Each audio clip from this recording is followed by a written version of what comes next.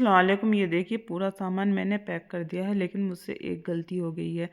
मैंने इसका लॉक कर दिया है, लेकिन लॉक किसी के भी समझ में नहीं आ रहा था कि इसका लॉक क्या है। बहुत बार नंबर लगा लगा कर देखा, नहीं किसी के समझ में आया। उसके बाद हमने फिर दोनों को चैन लगा के, फिर घर में छोटा लॉक रखा था अलग से, हमने वो लॉक इसमें लगाया है। हमारे पास में इतना टाइम भी नहीं था जो हम लॉक चेंज करा लेते। और यहाँ पे मेहमान सब बैठे हुए हैं, यहाँ पे सब नाश्ता कर रहे हैं। और फिर मैं भी अपने शूज़ उठा कर लाई है कि शूज़ पहन लूँ। और हस्बैंड अभी भी तैयार होनी है, बच्चे लोग भी तैयार हो रहे हैं, वे भी अपने कपड़े पहन रहे हैं। और मैं यहाँ पे शूज़ पहन रही हूँ अपने। और लेकिन मैं एक शूज़ मैंने पहन लिया है, लेकिन दूसरा सॉक्स इधर उधर ढूंढ रही हूँ कि मैं तो दोनों लाई थी उठा के। फिर मेरी बेटी ने बताया है कि मम्मा आप तो पैर में पहने हुए हो। फिर मैंने नीचे को देखा है कि हाँ मैं तो पैर में पहनी हुई, लेकिन अभी से हमारा दिमाग काम नहीं करता, अभी से भूल लग जाती है। और आगे चल के हमारा क्या होगा। और फिर यहाँ पे ये देखना, मेरी बहन और मेरे हस्बैंड लगे हुए थे यहाँ पे रैपिंग कर रहे थे। इस पे बैग पर लगे हुए थे दोनों। और ये मेरी बहन लगी हुई है साथ में। इस पे सामान की पैकिंग बहुत अच्छे से आती है करनी मेरी बहन पे। और ये इस तरह के काम बहुत जल्दी कर लेती है। और मेरे हस्बैंड भी तैयार हो चुके थे और नीचे आ चुके हैं सब लोग। और यहाँ के नीचे की लाइट खोलनी किसी के भी याद नहीं रही है, बाहर गैलरी की लाइट खुली हुई थी। और ये देखिए मेरे हस्बैंड अपने अब्बू से मिल रहे हैं, क्योंकि मेरे ससुर की एज भी काफ़ी है, 100 साल के करीब इनकी एज है।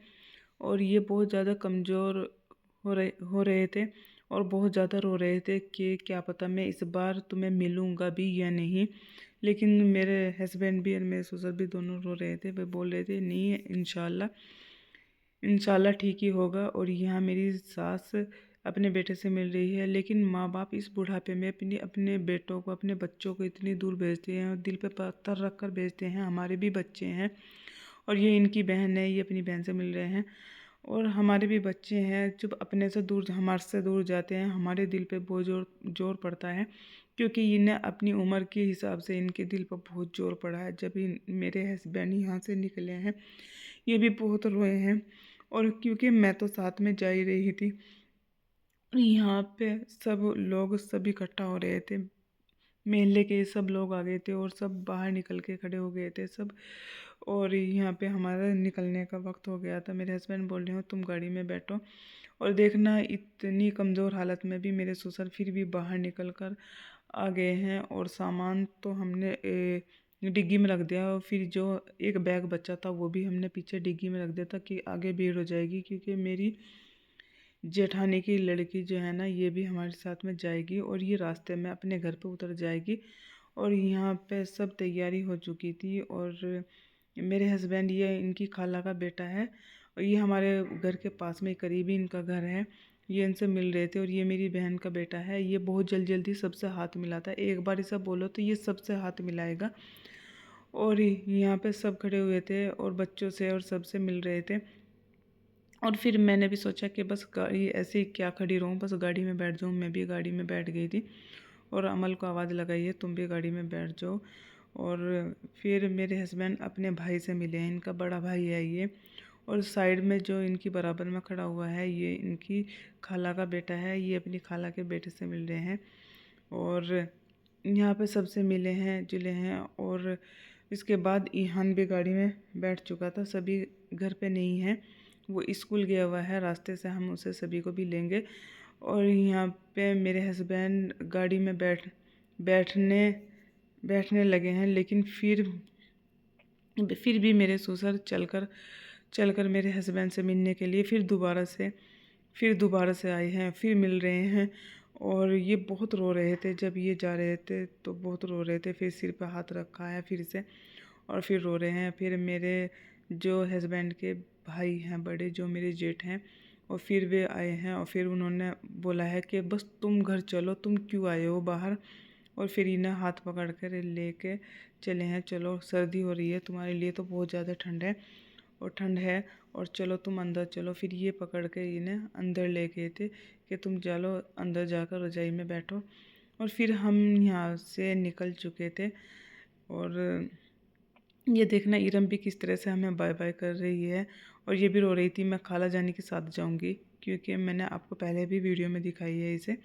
और फिर यहाँ पे हम हाईवे पे आ चुके थे और रास्ते में हमें सभी का स्कूल आएगा। ये रास्ते में ये जो है ना, ये सभी का स्कूल है। और ये वेट कर रहा था कि कब आओगे कब आओगे। इसे भी आधा घंटा हो गया था, ये भी बाहर निकल के खड़ा हो गया था। और फिर हम पहुंच के हमने फ़ोन किया है कि आ जाओ। फिर इन्हें हमें पहले ही देख लिया था कि आ गए हैं और सभी को हमने पिक कर लिया है यहाँ से। और ये अपने ट्रैक सूट में था, लेकिन अंदर ये कपड़े पहने हुए था। और फिर ये पहले ही तैयारी से आया था घर से कि मैं रास्ते में अपना ट्रैक सूट ऊपर से और ट्रैक सूट पहन लूँगा और उसके बाद मैं गाड़ी में बैठ कर अपना ये निकाल दूँगा, स्कूल की ड्रेस में निकाल दूँगा। और साथ में मैं इसकी जैकेट लेकर आई थी और फिर मैं इसका साथ में नाश्ता भी लेकर आई थी। ये नाश्ता कर रहे हैं गाड़ी में बैठे हुए, क्योंकि ये सुबह कुछ भी खा के नहीं आया था, ये ऐसे ही आ गया था। फिर मैं नाश्ता लेकर आई थी, मैं बोल रही थी कि खाना भी लेकर आई हूँ मैं, और पहले नाश्ता कर लो उसके बाद खाना खा लेना। और मेरी बेटी ये देखना बहुत ज़्यादा खुश है, लेकिन एयरपोर्ट पर जाने के बाद सबसे ज़्यादा रोएगी भी यही, क्योंकि अपने पापा के करीब सबसे ज़्यादा अमली है। और ये रोज़ गोदी में आती है, बोलती है आज आपने मुझे गोदी में नहीं लिया है, रोज़ याद दिलाती है। और जैसे जैसे हम करीब होते जा रहे थे, मेरे बच्चे बोल रहे थे पापा जब आप जाओगे तो बहुत जल्दी आ जाना। तो मेरे हस्बैंड बोल रहे थे इस बार इंशाल्लाह मेरा काम लग जाएगा तो मैं आपसे मिलने बहुत जल्द आऊँगा, क्योंकि अब की बार जो आए थे तो ये 3 साल के बाद आए थे। तो बोल रहे हैं कि मेरा काम अगर जाते ही लग गया तो मैं 1 साल बाद ही तुमसे मिलने के लिए आऊँगा। क्योंकि मेरे हस्बैंड जब भी सऊदी में जाते हैं उनके साथ में कुछ ऐसा ही होता है, काम सही से नहीं लग पाता है। फिर दोबारा से फिर जा रहे, अब की फिर बार जा रहे हैं ये अपनी किस्मत आजमाने के लिए।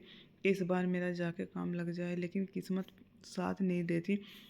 मैं तो दुआ करती हूँ अल्लाह ताला से, सब दुआ करते हैं कि इस बार जाने के बाद इनका अच्छा सा काम चल जाए और इस बार किस्मत साथ दे दे और अच्छा सा काम लग जाए। और मेरी भी ख्वाहिश है कि मैं जाऊँ, हज करूँ, उम्रा करूँ और टूरिस्ट वीज़ा से जाऊँ, लेकिन नहीं किस्मत में है अभी। और जब अल्लाह का हुक्म होगा तो टाइम भी नहीं लगना। और सब चाहते हैं, जिसने अल्लाह का घर नहीं देखा उसने कुछ नहीं देखा दुनिया में। मेरी बहुत ख्वाहिश है, बहुत फ़र्क है मेरी कि मैं हज करूं और उम्रा करूं। उम्रा करने की मेरी बहुत ज़्यादा ख्वाहिश है कि मैं जल्द से जल्द उम्रा करूं।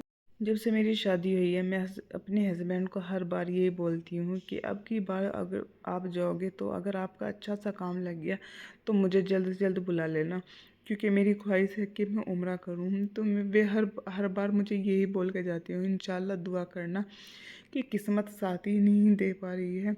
पता नहीं, बस अल्लाह का हुक्म नहीं है, इसमें भी क्या पता अल्लाह की क्या बेहतराई है। मैं तो अल्लाह की राज़ी में राज़ी रहती हूँ। सब्र सब्र करो, सब्र के बाद इंशाल्लाह अल्लाह ताला राहत ज़रूर देता है। मैंने बहुत सब्र किया है और बस अल्लाह ताला से ही मांगती हूँ, अल्लाह से ही मांग रहे हैं और यही चाहती हूँ अल्लाह ही देगा। एक बस अल्लाह की ज़ात पे भरोसा है, उसी का सहारा, उसी का सर पे हाथ है।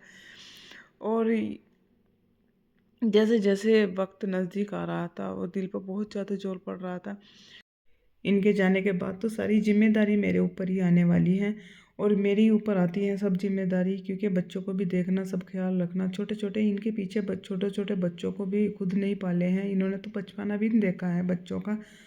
और इतने काफ़ी टाइम बाद ही ये सऊदी से आते हैं और ये सब जिम्मेदारियां मुझे खुद को ही निभानी पड़ती हैं।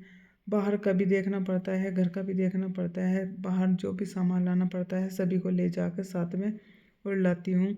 और बच्चों की पढ़ाई को भी देखती हूँ कि इनकी पढ़ाई का भी हर्जाना होगा, फिर इन्हें कोई भी काम नहीं बताती, फिर मैं खुद ही काम कर लेती हूँ। और क्योंकि इस बार सभी के बोर्ड के एग्ज़ाम हैं, इंटर के एग्ज़ाम देगा ये, और हर बच्चों की यही है कि अच्छे से अच्छे इनके पेपर जाएं और अच्छे से अच्छे नंबर लाएं। हर माँ बाप की ख्वाहिश यही होती है। और देखना यहाँ पे बातों बातों में एयरपोर्ट भी आ चुका है और यहाँ से गाड़ी से सामान भी हमने निकाल लिया है और अपना सामान सब रख रहे हैं और निकल गए हैं। और गाड़ी वाला चला गया है, बोल रहा है कि जब तुम यहाँ पे फारिग हो जाओगे तो मुझे कॉल कर देना, मैं आ जाऊँगा। और हस्बैंड आगे आगे और हम उनके पीछे पीछे। अब बच्चे लोग तो अभी खैर कुछ नहीं कह पा रहे हैं और बोल रहे ये देख रहे हैं कि हमें कौन से गेट पे जाना है। और फिर हम यहाँ पे पहुँच गए हैं, पहुँच गए थे। और अमल को बहुत ज़्यादा प्यास लगी हुई थी। हम गाड़ी में ही छोड़ दिया है, इसे बहुत ज़्यादा प्यास लगी थी और रो रही थी कि मुझे पानी चाहिए। फिर हमने यहाँ पे इधर उधर पानी को तलाश किया और पानी देख रहे थे कि कहीं पर पानी मिल जाए। तो एयरपोर्ट पर तो खैर मिल ही जाता है पानी। और फिर हमने इन्हें बच्चों को पानी लेकर दिया है।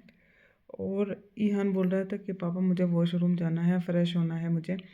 तो शबी और ईहान उसके पापा ये तीनों चले गए थे और मैं और अमल यहाँ पे खड़े हुए थे। और फिर ये लोग यहाँ से वापस आ गए थे। फिर हम बोल रहे हैं कि फैमिली फ़ोटो ले लो। तो हम खड़े हो गए थे, फिर हमने एक फैमिली फ़ोटो लिया है और उसके बाद मैं कल दिखाऊंगी।